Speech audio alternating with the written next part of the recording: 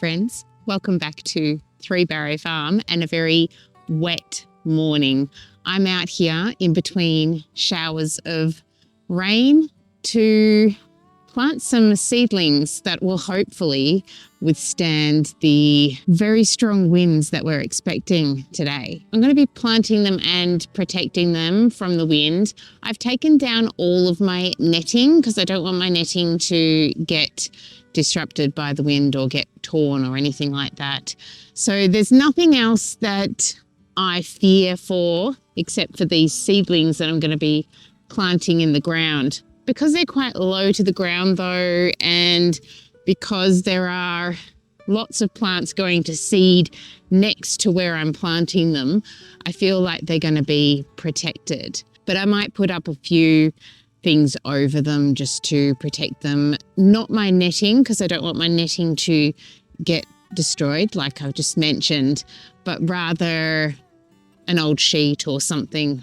I'll figure it out after I've planted them. So here's what I want to plant in the garden. I've got this full tray of calendula plants, and while I don't really need more calendula plants, all of these are different varieties. So I have yellow crown, I have sunset buff, I have double red and Pacific apricot. I've got orange flash and green heart, and I've got a touch of red blush as well.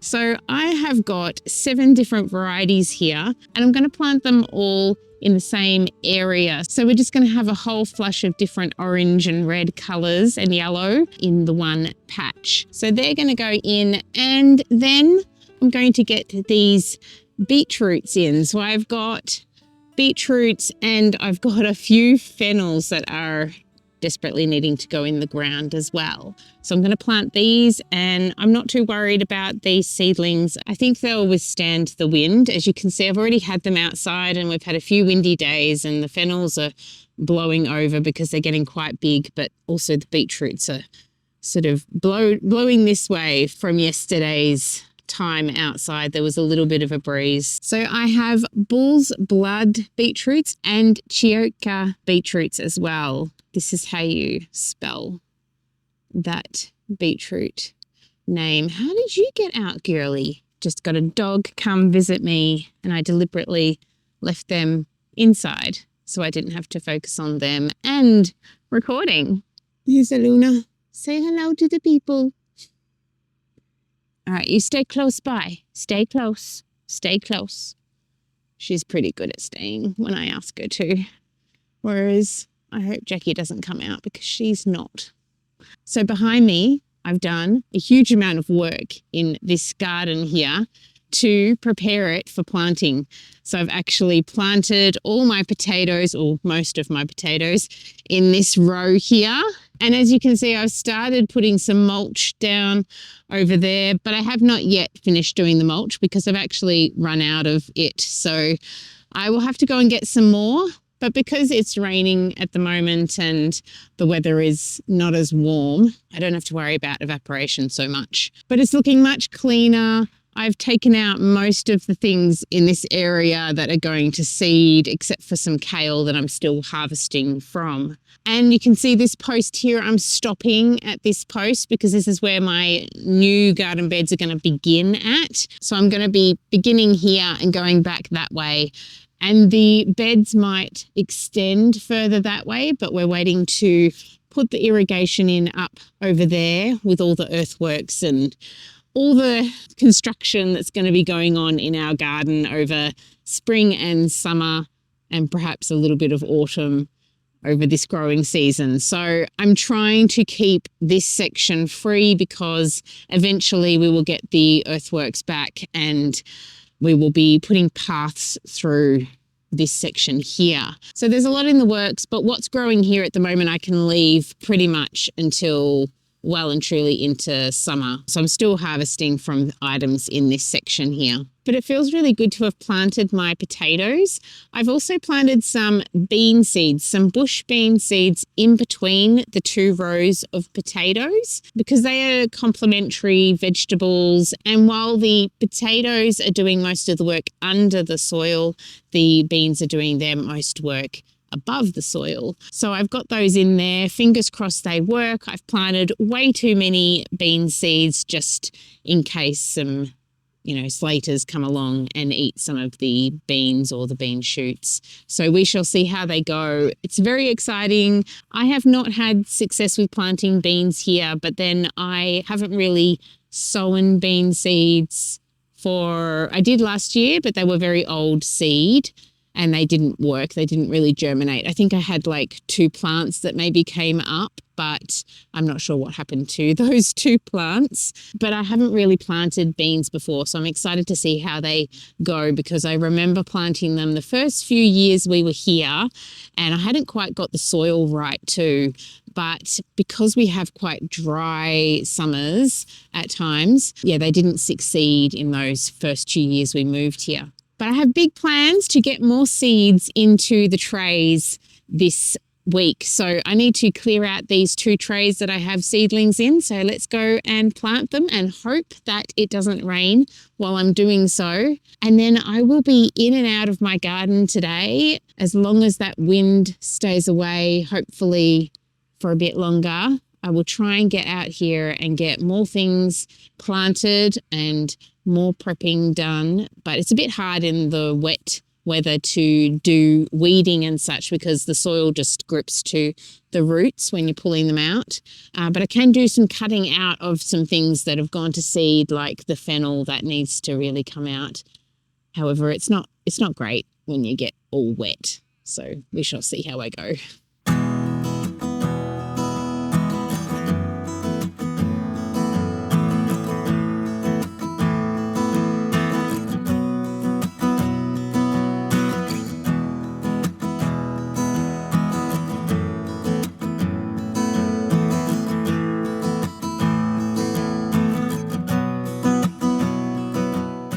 Okay, I've got this spoon here, this old spoon that I'm going to spoon out these seedlings with. So I just sort of pop them in like so and scoop them out like that. And that works really well without sort of disrupting the plastic, because if I push up the plastic from underneath in these trays, eventually the plastic will break. So that is how I get the seedlings out. I've got some violets here that I managed to get from one of my clients' gardens and they've survived, which is great. I'm going to plant the calendula next to them because the calendula will just, eventually die out after this summer. I've got quite a few tomato seedlings coming up here and I've actually transplanted some of the tomatoes to the row next to me here. So we'll see how they go. But I'm going to be planting these quite close together because they still do quite well, jam-packed next to one another. So I've got 4 of each type. Now I don't have a dripper on this line back out here, so I might need to add a dripper here, but calendulas do quite well with just the rainfall that they get. I just put some compost on top of this section here, so the plants are really going to love the compost. It's just starting to spitter, so I'm going to have to take the camera in and I'll continue to finish this with the rain jacket on. Okay, well, it is coming down quite heavily now. So I've got all the calendula in, but I'm yet to get the beetroot in and the fennel. And I think it's set in for the moment. So I might leave it at that for now and try again in a little bit. My goodness, it is so windy. It is a bit cloudy, but the sun, as you can see now, is poking through, but the wind is so strong. I'm going to go and find some shelter somewhere in my garden. Okay, so this is why you have some plants go to seed. God, can you hear that? It's making sounds through the Rio. That is amazing. I'm out here in my garden. I have managed to plant all of the seedlings that I had in mind to plant, and I brought out a few extras. So I've planted some cornflowers and one cosmos as well. I've planted them in areas where they'll be sheltered, so they should be fine. And I'm not too worried about this wind for the lower parts of the garden. Ooh, I'm definitely going to be going inside. This is crazy weather. I've just picked a broad bean. Going to see if they've gotten any bigger. No, they're pretty much still the same size. Although I have seen, oh no, hang on, there's some that are bigger down further. Slightly bigger, slightly. Anyway, I'll see you later. I'm going to get some work done inside. Hi friends, it's the next day, actually the next evening. I have not been out here all day. It has been the most perfect day to be outside, but I've had quite a bit of work to get done. I create these advent calendars and I had a few more herbal items to create today. So I've been inside doing all of that while looking outside and thinking I wish I was out there. But I have to get these things done and out because I have deadlines. So they're ready to post tomorrow, which is very exciting. I'm very grateful to have them all done now. So I've come out here right now and I've noticed a tiny bit of damage from the wind yesterday. I've got a few broadbean plants and some poppies that are sort of leaning over now. Nothing but a little bit of string or a stake and, stringing them to the stake won't fix. The seedlings that I planted yesterday are doing fine, but I'm going to just give them a water right now and continue to water them each day because that's what I was doing when they were in their seed raising trays. I was watering them every day. So I need to water them every day out here so they don't get shock. I think sometimes people forget to do these things. In the nurseries, the plants are getting watered every day, if not twice a day, depending on the climate and what time of year it is. But they're getting watered regularly. And if we bring them home and we forget to water them regularly like they were getting watered in the nursery, then they're going to get a bit of shock. And particularly when they're coming to a different area as well than the sheltered nursery that they've been in. So it's ideal to continue to water them every day. And then once they get their roots established in their new position, I think you could, water them every second day and that would be fine. My youngest Hazel told me that she picked a poppy yesterday and it was pink. Anyway, she's popped it on one of the chicken grave sites that we have on our farm, one of the many grave sites that we have.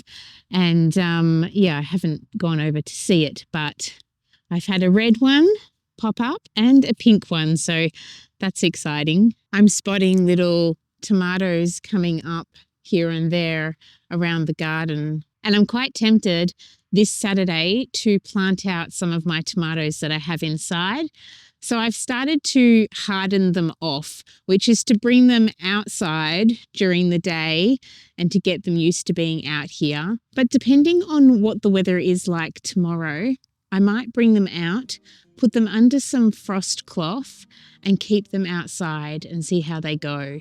Now, I wouldn't want to do this if there was going to be a frost or if it was going to be anywhere around 4 or 5 degrees at night. I'm not quite sure what the temperature is going to get down to, so it's possible that I won't leave them out in the night, even under frost cloth, because they're in those pots. The pots are going to get much colder than if the roots are in the ground because the soil is warming up, but the air temperature up here is cooler.